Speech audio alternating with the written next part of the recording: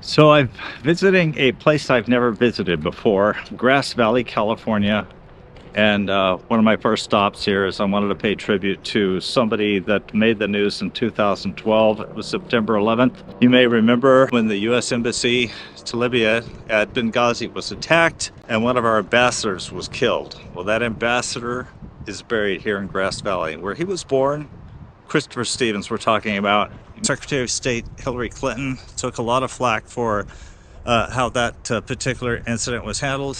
Our ambassador and two other employees were killed.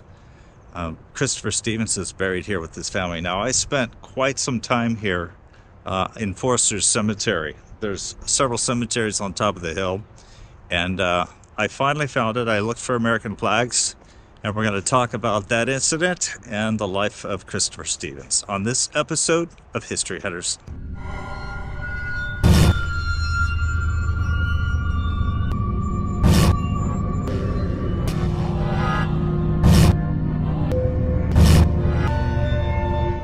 If you're looking for somebody in a cemetery that's sprawling for several acres, it's like finding a needle in a haystack, especially when the GPS leads you to some other continent. The GPS left on findagrave.com had me go to a different place, and it was completely worthless to me. So I had to come out here and try to find the grave of Christopher Stevens.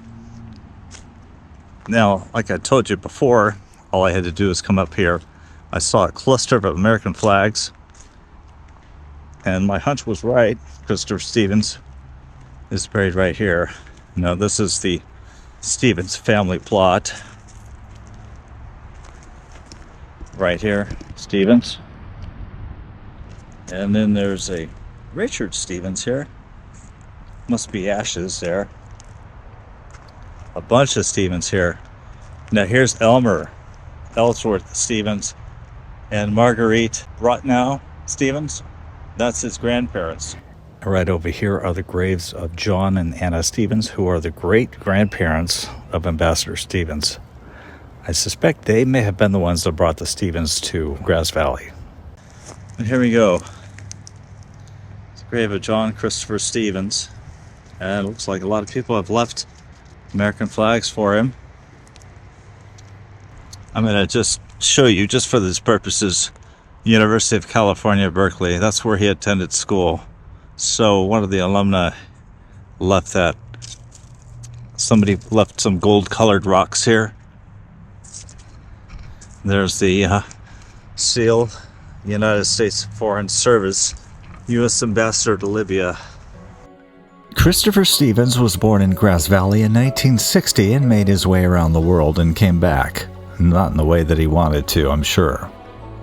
Stevens grew up in Piedmont in the Bay Area and graduated from high school there and had deep family roots at UC Berkeley. His father, Jan S. Stevens, was a Berkeley graduate with a political science degree in 1955 and a law degree in 1958. His mother, retired Marin Symphony musician Mary Comedy, obtained her A.B. degree in English at Berkeley in 1958.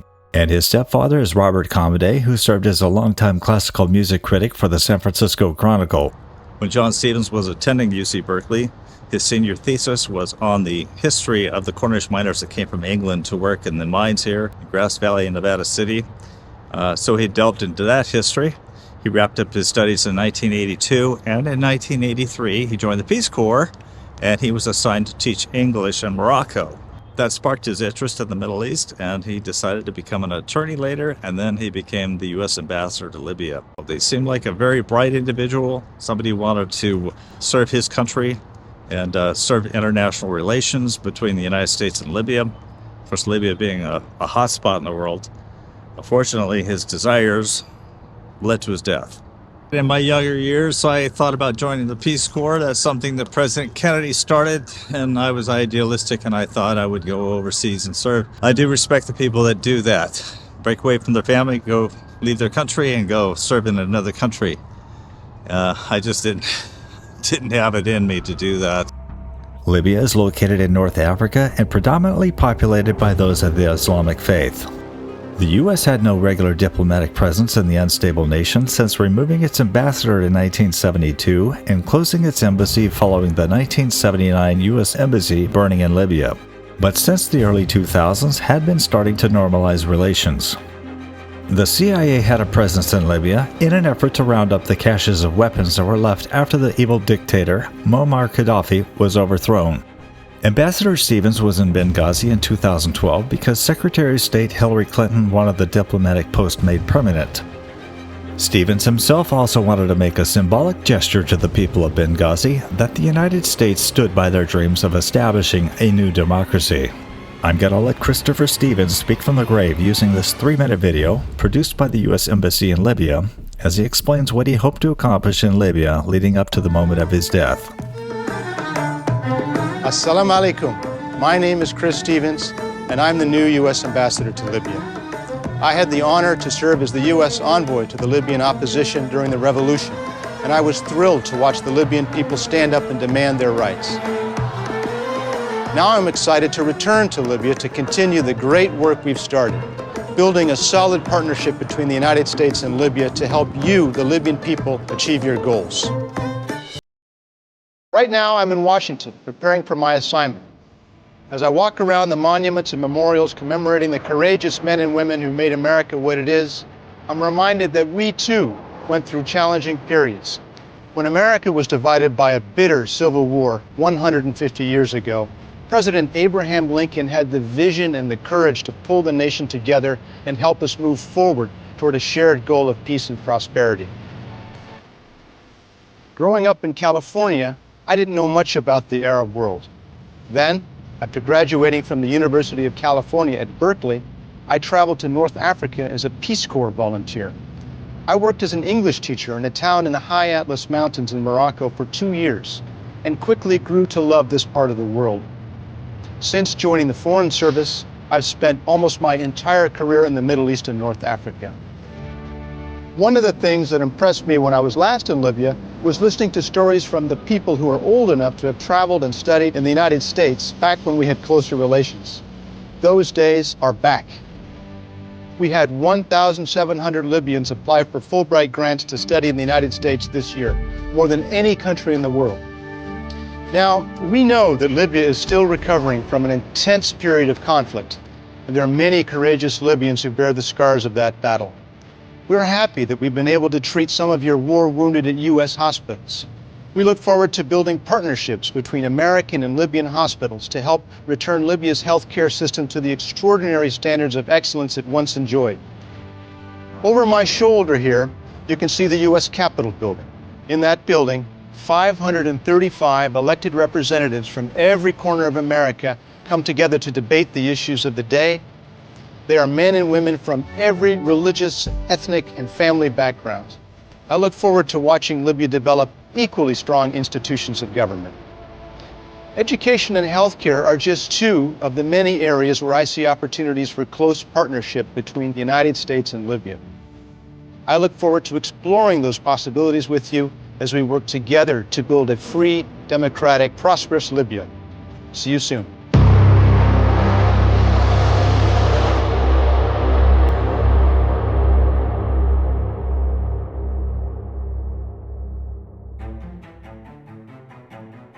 On the evening of September 11, 2012, members of Ansar al-Sharia organized the terrorist attack on the American diplomatic post in Benghazi using mortars, arms, and RPGs. Stevens was ushered into a safe area.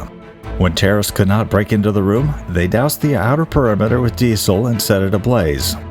Within minutes, dangerous smoke filled the room occupied by Stevens and U.S. Foreign Service Information Management Officer Sean Smith. They both suffered smoke inhalation and were unconscious when they were pulled out by friendly Libyans and taken to a hospital where both died. Ambassador Stevens, however, was not dragged through the streets and beaten as some had reported. Also killed in the attack were 2 Navy SEALs who came in for security from a nearby CIA annex. There was a lot of discussion on talk radio about the fact that Hillary Clinton kind of abandoned Ambassador Stevens, that didn't get the staff out of the embassy in time. And there was a lot of false narratives being portrayed about that whole attack. The CIA initially blamed the attack on a mob protesting a parody movie that mocked Muhammad, a claim that was repeated by UN Ambassador Susan Rice. It began spontaneously in Benghazi as a reaction to what had transpired some hours earlier in Cairo, where, of course, as you know, there was a violent protest outside of our embassy sparked by this hateful video. That proved not to be the case. It was called The Innocence of Muslims, a film that portrayed the Prophet Muhammad as a philanderer and a thug. A 14-minute movie trailer launched protests across the Muslim world. But it decidedly was not to blame for the attacks on the U.S. diplomatic and CIA compounds in Benghazi, Libya. The attack was actually organized by militia members, not a random mob, but President Obama resisted calling it a terrorist attack for weeks, lest he be labeled weak on terrorism. People have accused Ambassador Rice and the administration of, misleading Americans. I can say, trying to be in the middle of this and understanding what was going on, nothing could be further from the truth.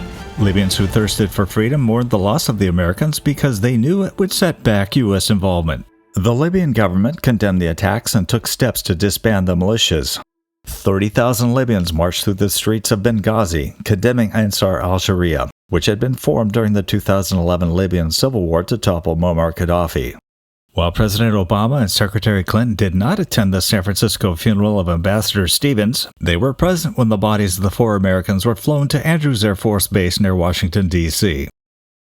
Members of Congress sharply criticized Obama and Clinton for not heeding warnings issued by Stevens and his request for more security at the compound leading up to the attack. Ambassador Chris Stevens, who was killed in the attack, repeatedly voiced concern about security in Libya, including, we are told, on the day he died. If 4 Americans get killed, it's not optimal.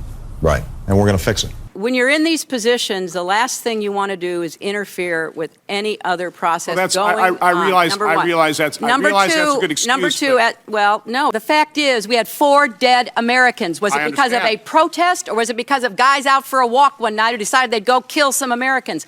What difference at this point does it make? It is our job to figure out what happened and do everything we can to prevent it from ever happening again. 8 congressional investigations concluded there was no wrongdoing. However, the State Department blamed itself for its own incompetence. The Benghazi investigations also broke open the Hillary Clinton email scandal, the one that confirmed that she had classified information on her unprotected home computer system, which was prone to compromise. Cannot imagine the military presence that must have been here when they brought the casket of Ambassador Stevens right down here. Here's a little bit about the personal life of Christopher Stevens. He was raised with a sister and brother who reported that he was a great older brother. Through his mother, Stevens was the great-great-great-great-grandson of Chief Com Conley of the Chinook tribe, who gave assistance to the Lewis and Clark expedition when it arrived at the mouth of the Columbia River in 1805. Although he never married, Christopher Stevens came close. He was smitten with Lydie Denier, who was a 30-year-old French-born model and aspiring actress who he met in Cairo on September 11, 1994. She had found success in American television as the character Jane in the 1990s series Tarzan.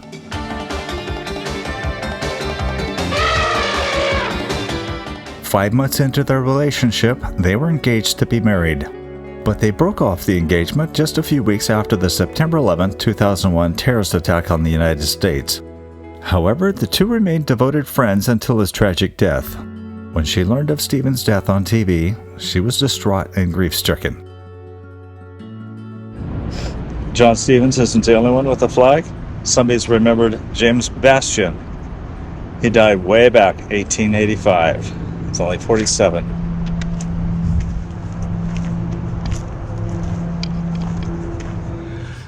So this alleyway off of Mill Street, they're setting up for some event over here. But this alleyway has been dedicated in memory of Christopher Stevens. And there's a engraving of him right there. Gives a little history about him.